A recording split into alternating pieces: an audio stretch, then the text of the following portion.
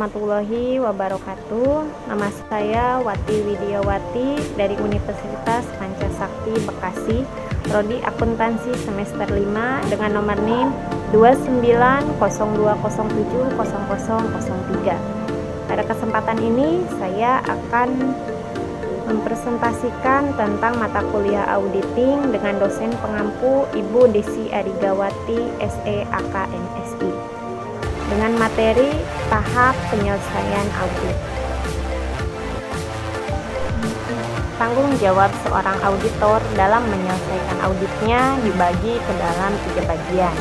Yang pertama, menyelesaikan pekerjaan lapangan. Yang kedua, mengevaluasi temuan. Dan yang ketiga, berkomunikasi dengan klien. Penyelesaian audit, proses yang dilakukan menjelang akhir audit. Di sini dalam menyelesaikan pekerjaan langsung, auditor melakukan prosedur-prosedur audit tertentu guna memperoleh bukti tambahan. Prosedur-prosedur ini terdiri atas melakukan review peristiwa kemudian membaca notulen rapat, mendapatkan bukti tentang tuntutan hukum, klaim, dan juga keputusan pengadilan.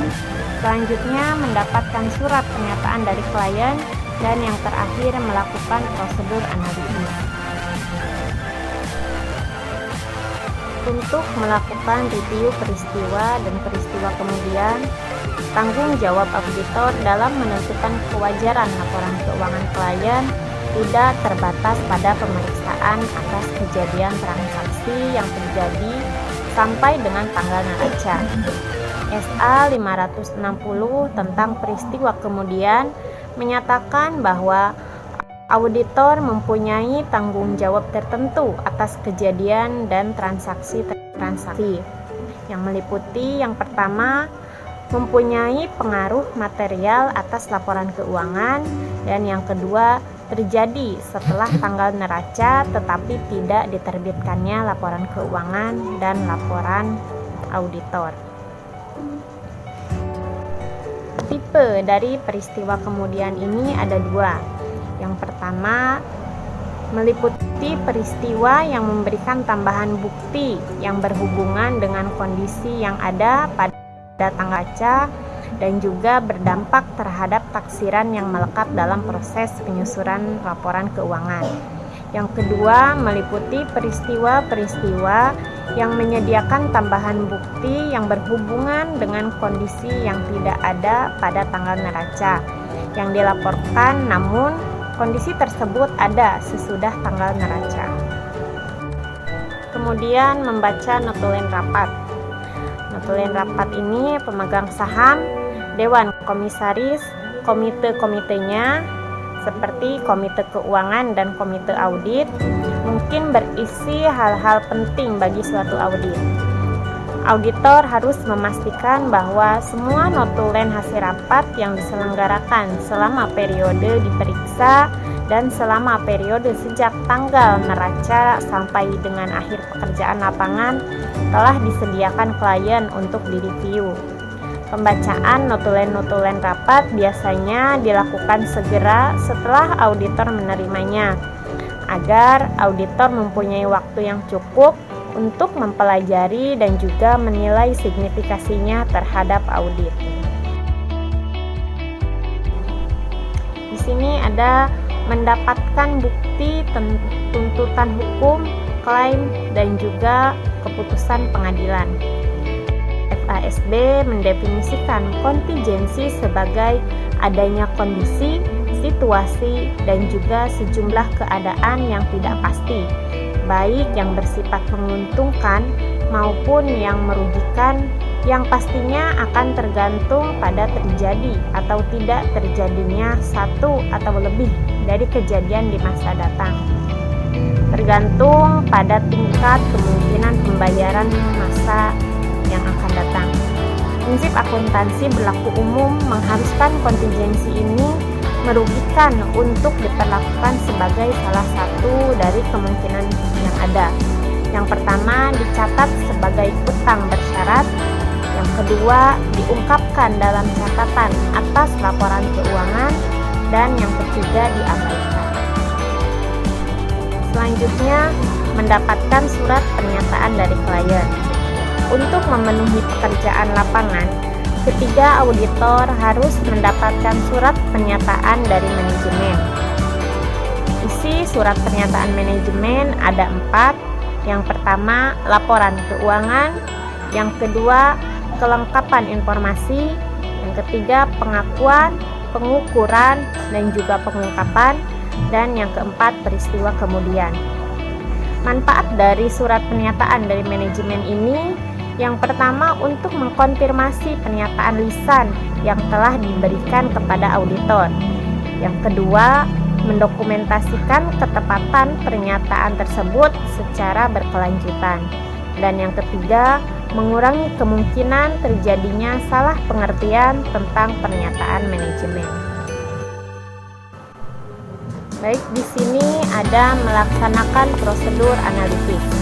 Prosedur analitis diperlukan dalam tahap penyelesaian suatu audit sebagai suatu review menyeluruh atau akhir atas laporan keuangan. SA 329 tentang prosedur analitis menyatakan bahwa tujuan prosedur analitis yang diterapkan dalam tahap review menyeluruh suatu audit adalah untuk membantu auditor dalam menilai kesimpulan yang diperoleh dan dalam mengevaluasi laporan keuangan secara keseluruhan. Dalam melaksanakan review menyeluruh, auditor membaca laporan keuangan beserta catatan atas laporan keuangan, juga mempertimbangkan kecukupan bukti yang diperoleh sebagai tanggapan atas saldo-saldo yang tidak biasa atau di luar perkiraan, serta hubungan-hubungan yang diantisipasi dalam perencanaan audit atau diidentifikasi selama pelaksanaan pengujian substantif. Prosedur analitis kemudian diterapkan atas laporan keuangan untuk menentukan apakah masih ada hubungan yang tidak biasa atau tidak diharapkan. Apabila hubungan demikian masih ada, maka diperlukan prosedur audit tambahan dalam tahap penyelesaian audit. Berbagai macam prosedur analitis yang bisa dilakukan, diantaranya yang pertama diterapkan pada bagian-bagian audit yang kritis yang ditemukan selama audit berlangsung. Dan yang kedua, berdasarkan data laporan keuangan setelah semua penyesuaian audit dan reklasifikasi diterima klien atau dicatat dalam pembukuan klien. Selanjutnya, evaluasi temuan audit. Penilaian temuan dilakukan auditor dengan 2 tujuan. Yang pertama, menetapkan jenis pendapat yang akan diberikan, dan yang kedua, menentukan apakah standar auditing telah dipenuhi dalam audit. Untuk memenuhi tujuan-tujuan tersebut, auditor juga melakukan langkah-langkah sebagai berikut.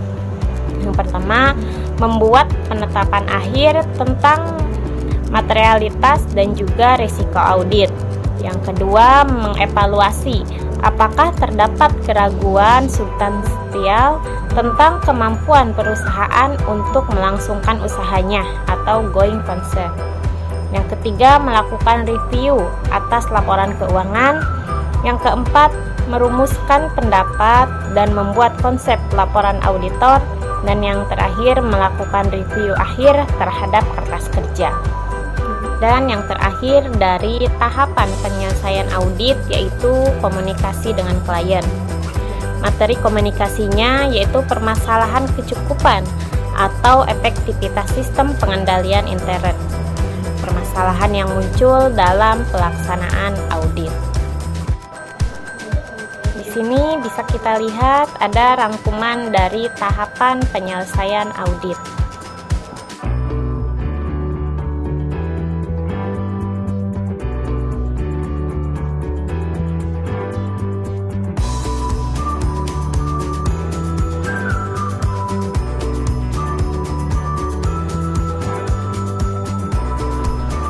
Baiklah, terima kasih. Dari saya cukup sekian, mohon maaf karena banyak kekurangan. Wassalamualaikum warahmatullahi wabarakatuh.